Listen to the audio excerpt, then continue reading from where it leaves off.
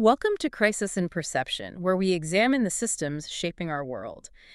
Today, we're doing a deep dive into something a little different. Yeah, we aren't just looking at a book today. We're really looking at an entire system. Right. And it's a system you interact with, well, probably more than you want to. We are analyzing the American healthcare financing architecture. Specifically, the privatized insurance-centered model. Exactly. And our source material for this is The Hidden History of American Healthcare by Thom Hartmann. But I want to be really clear up front for you listening, this is not a book review. No, not at all. The book is just an entry point for us. The system itself is the subject. We're doing an autopsy of a living system. A living system that most of us just sort of accept as normal, which is why our mission today is to analyze the crisis in perception regarding how Americans view their health coverage. Right, because we perceive it as insurance like, protection. But as we'll see, the system actually functions as extraction. Extraction, Yeah. like mining. Yeah, precisely. Maximizing profit. So we're going to trace the structural arc today. We'll look at the design, the incentives, the outcomes, the persistence of the system, and finally, its interconnection with other massive institutions. But to really get into this, to see this crisis in perception clearly, we need a control group. And the opening hook here is just, it's incredible. We have to look at the COVID-19 response, a tale of two systems. It's the perfect control group. Let's wind the clock back to January 2020. Okay, take us back. So on January 20th, 2020, the United States records its first known case of COVID-19. Right, just a blip on the news at that point. Exactly. And then literally the very next day, January 21st, Taiwan records its first case. So they are on the exact same starting line. Both nations are hit with this novel virus at practically the identical moment. Same starting line. Yeah. But let's jump forward just 3 months to April 2020. By April, the U.S. had over 1 million infected. The economy was completely shuttered. We had refrigerated trucks from morgues in New York. It was a total systemic shock. You couldn't buy toilet paper, people were wiping down groceries, total chaos. Right. Now look at the control group. In that exact same time frame, by April, Taiwan had recorded a total of 388 infections. 388, not 1,000, just 388. Total, and 0 local transmissions. That's wild to even think about now. Life remained normal there. Businesses stayed open. Schools were open. And the variable wasn't the virus. The variable was the structural response. Taiwan's response was powered by a single-payer national health system. And what's fascinating is that they instituted this back in 1995. They didn't just guess at how to do it. They consulted a Princeton economist, Uwe Reinhardt, to help design it. Yeah, they looked at the fragmented U.S. model and explicitly chose not to do that. They chose administrative simplicity and universal risk pooling. So they have an architecture designed for public health, and we have an architecture designed for, well, extraction. Which brings us to phase 1 of our roadmap, design. How did the American system get built this way? To understand the design, you have to look at the historical divergence. The modern sickness fund, or the single-payer concept, that isn't a new idea. Germany actually invented it under Bismarck way back in 1884. 1884. So the technology for this has existed since the 19th century. Right, and most of the industrialized world adopted some version of it in the early 20th century. So the real question is, why didn't the U.S. follow suit? And this is where Hartmann introduces a character I had never heard of before, the architect of exclusion, Friedrich Ludwig Hoffmann. Hoffmann is crucial. He was a statistician for Prudential Life Insurance in the late 1890s. And we have to understand Prudential's business model at that time, right? Because they weren't selling health insurance like we think of it today. No, they were selling what was called industrial insurance. It was essentially burial insurance for the working poor. Factory workers, miners. You paid pennies a week so you wouldn't end up in a pauper's grave. But because millions of people were paying those pennies, it was a massive cash cow for Prudential. A river of cash. Now, if the government were to step in and offer universal public health or social insurance, that funeral benefit market would collapse. People wouldn't need to buy protection against dying destitute. So Prudential needed to stop any progressive reforms for public health. But they couldn't just say, hey, we want to keep our massive profits. Exactly. They needed a quote-unquote scientific justification to deny coverage and kill the idea of universal care. And Hoffmann provided it. He wrote a massive, incredibly destructive book in 1896, Race Traits and Tendencies of the American Negro. Yes, and the argument he made in this book was the racial extinction thesis. He used cherry-picked data to claim that black Americans were genetically inferior and destined for gradual extinction outside of slavery. It's horrific. He basically argued that providing public health or insurance to black Americans would just be wasting resources on a dying race. That was the exact structural consequence. By creating this pseudoscientific argument, he provided the ammunition needed by politicians to block the inclusion of health insurance in early progressive reforms, and later even in Social Security. Because to have universal health care, you have to include everyone. So if you can convince the white majority to exclude one group, you break the mechanism of universality for everyone. You've got it. That was the design flaw that became a feature. The American system was designed against universality from the very start. It was rooted in white supremacy, specifically to protect corporate risk pools and profits. It's the literal weaponization of racism for corporate profit. And that leads directly to the shift in how these companies were governed. The shift from mutual insurance to stock company. Right. This is a very important distinction in the architecture. Mutual insurance, which is the model Ben Franklin set up, is owned by the policyholders. It's effectively nonprofit. If there's extra money, it goes back into the pool to lower premiums. But the Prudential model was a stock company, owned by shareholders. Exactly. Driven entirely by profit. And then in the early 1900s, there was aggressive lobbying by these stock companies to kill off mutuals and state-sponsored plans. They wanted to monopolize the market and ensure the primary fiduciary duty was to Wall Street, not to the patient. Which perfectly sets up phase 2 of our deep dive. Incentives. The economic engine of this whole machine. If your duty is to the shareholder, how does that change the delivery of medicine? It completely inverts it. And the core metric you have to understand here is the MLR, the medical loss ratio. The medical loss ratio, it sounds like an accounting term, but it dictates who lives and who dies. It really does. MLR is simply the percentage of your premium dollars that an insurance company actually spends on medical care. So if I pay $100 a month and the MLR is 80%, they spend $80 on my actual health care. Right. And they do $20 for administration, marketing, and profit. Now, the logic here is vital. In a for-profit system, paying for your care is classified on their balance sheet as a loss. A medical loss. Providing the product they're supposed to provide is viewed as a financial negative. Exactly. So the primary goal of a private insurance company is to keep that MLR as low as legally possible. Yeah. Maximize the portion kept for profit. If you compare this to Medicare, or a global single-payer system like Taiwan, their MLR is generally around 95 to 98%. Because almost all the money goes straight to care. But in the U.S. private market, they are constantly fighting to keep it down around 80 or 85%. And how do they do that? They use specific mechanisms of profit extraction. The industry terms are cherry picking and lemon dropping. Right, the incentive to insure the healthy, the cherries, and dump the sick, the lemons, because sick people ruin your medical loss ratio. And if they can't drop you, they just deny your care. Denial as a revenue strategy. Which brings us to the case study of Natalie Sarkeesian. This part of the source material is just heartbreaking. Natalie was a teenager who needed a liver transplant. Her doctor said she needed it. Yes, but her insurance company, CIGNA, denied it. They labeled it experimental, even though liver transplant is a standard established procedure. They denied it to save the cost, to protect their medical loss ratio. Exactly. And the public outcry was massive. Yeah. People were protesting outside CIGNA's offices. Ultimately, the pressure forced them to reverse the decision. But the tragedy is, they delayed it so long that Natalie died before the transplant could happen. And the person working at CNA at that time, the head of PR, was Wendell Potter. Right. Wendell Potter had this incredible aha moment. He realized he was sitting in his office, crafting talking points to defend denying a teenager a liver transplant. He realized his job was protecting profits at the literal cost of human lives. He ended up leaving and becoming a major whistleblower about how this architecture works, because the executive compensation structure is tied directly to this denial engine. Look at the CEO of United Health at the time, Dollar Bill McGuire. His incentive wasn't tied to patient health outcomes.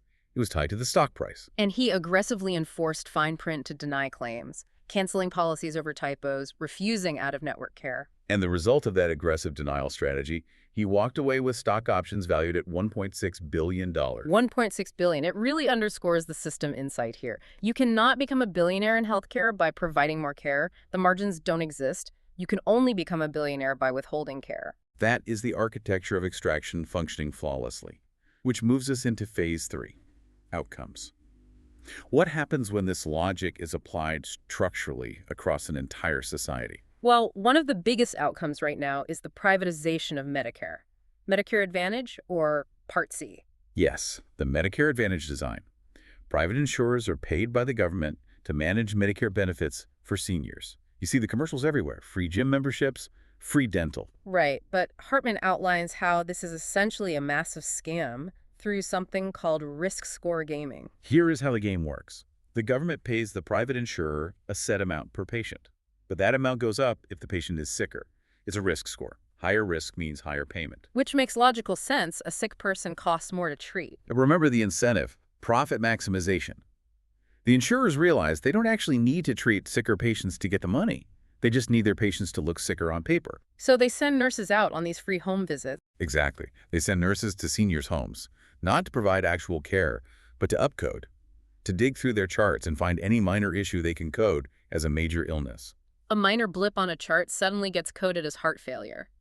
Or a patient feeling a bit down gets coded as having a major depressive episode. And the moment that code hits the chart, the government increases the payment to the private insurer.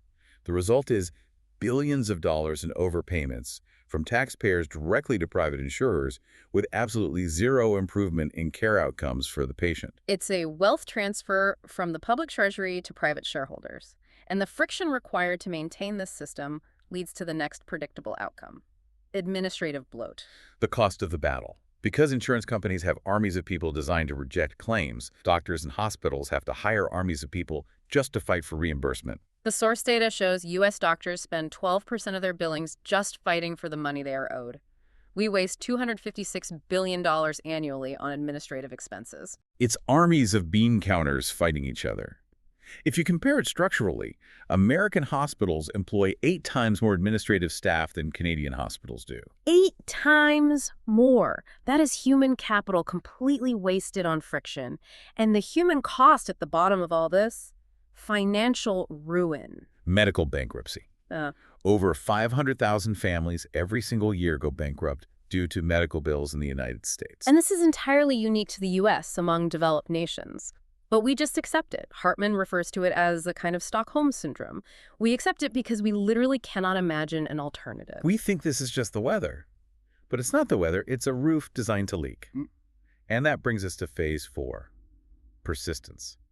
If the outcomes are this universally bad for the public, why does the system survive? The answer is lobbying and institutional capture. It's a perfect feedback loop. The extracted profits fund the lobbying blocks any reform, and the failure of that reform protects the profits. A prime example of this feedback loop in action was the defeat of the public option in 2009. During the Affordable Care Act debates, Nancy Pelosi had actually passed a public option in the House. It would have allowed anyone to buy into a Medicare-like plan, which would have provided real, non-profit competition to the private insurers. They were terrified of it, so they had to kill it in the Senate. And the villain in that specific structural battle was Senator Joe Lieberman, an independent from Connecticut. the insurance capital of the country. Exactly. The motivation is clear when you look at the campaign finance structure. Lieberman had received over $1 million from the insurance industry over his career. He became the deciding vote to kill the Medicare buy-in option. He explicitly did it to protect industry dominance. One guy, heavily funded by the industry, vetoes a structural reform for 300 million people. And it's not just campaign cash, it's also the revolving door. Regulatory capture. Regulators and government know that if they play nice with the insurance companies, there are high-paying industry jobs waiting for them the minute they leave public service. But they can't just rely on bribery and the revolving door. They also need public buy-in. They need information warfare. Right. The legacy of the socialism scare. Going all the way back to 1961, the American Medical Association distributed an LP record featuring Ronald Reagan. An actual vinyl record distributed to doctors' wives across the country. Yes. And on it, Reagan warns that Medicare would lead to a socialist dictatorship. He said the government would soon be telling you where to live and where to work. It sounds absurd now, since Medicare is one of the most popular programs in the country, but that framing worked for decades. And it evolved. Wendell Potter admitted that part of his job in PR was writing talking points that called the uninsured, quote, gobs of illegal immigrants, unquote. Which links right back to Frederick Hoffman in 1896. Using racial exclusion and xenophobia to stir up opposition to universal care? If you can make people believe their tax dollars are going to an outgroup, they will vote against their own health care. Exactly. It's a structural weapon.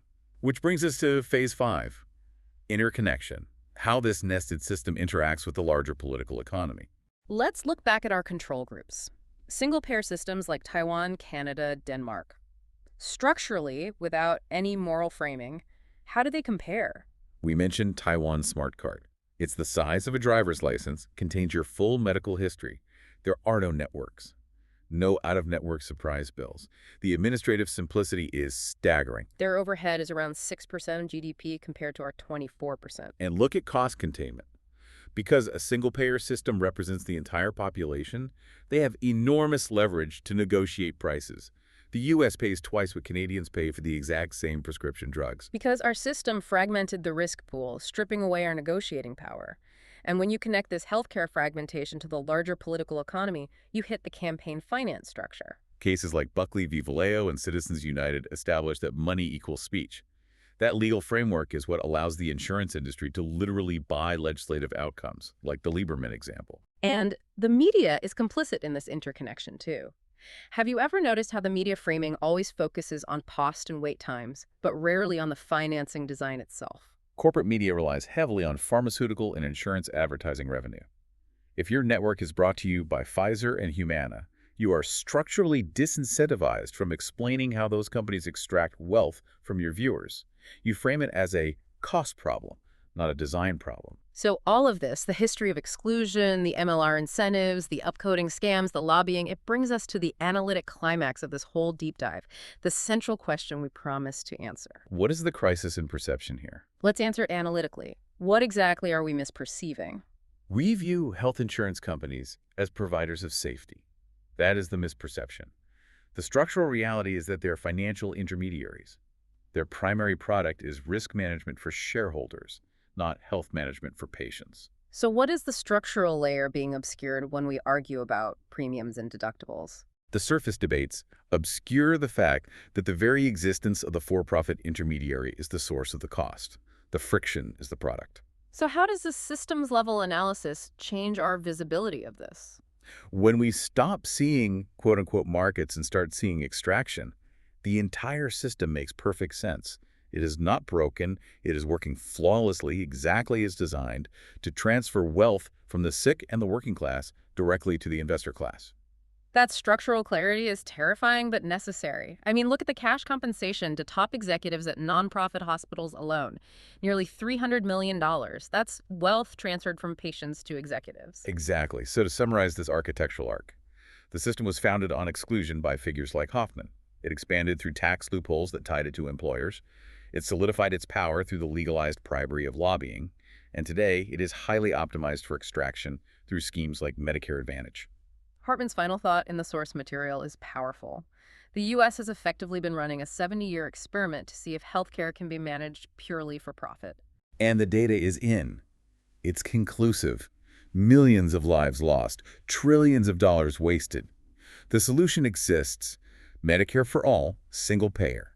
But implementing it requires breaking the feedback loop of money in politics. It really leaves you with a provocative thought to mull over. If our physical health and our family's financial survival are completely tethered to our employer providing insurance, how does that impact our freedom? It creates a massive labor market dependency. People are terrified to start a business or go on strike or leave a bad job because they will lose their health care. The system doesn't just extract wealth, it extracts autonomy. That's the ultimate outcome of the architecture. Crisis in Perception examines how systems shape belief and how better tools help us see clearly. This project is free and publicly accessible. If you'd like to support the time, tools, and research behind Crisis in Perception, you can become a supporter on Patreon. For a shorter visual overview of this topic, see the mini explainer linked in the description. If you enjoy this kind of systems-level analysis, please like, subscribe, and comment with books or topics you'd like us to explore next.